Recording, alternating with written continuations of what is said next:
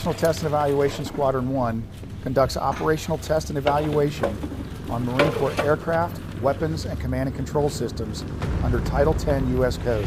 VMX-1 also develops and refines tactics, techniques, and procedures for those weapon systems for the Fleet Marine Forces.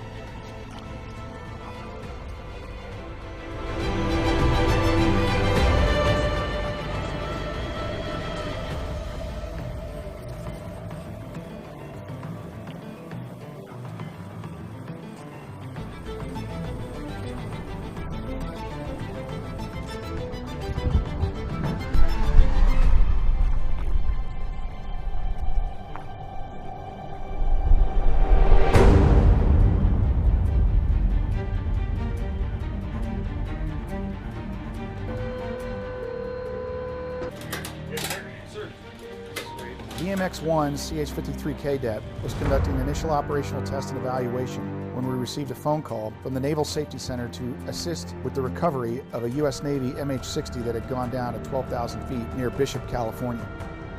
This opportunity fit perfectly into the context of initial operational test and evaluation of the CH-53K.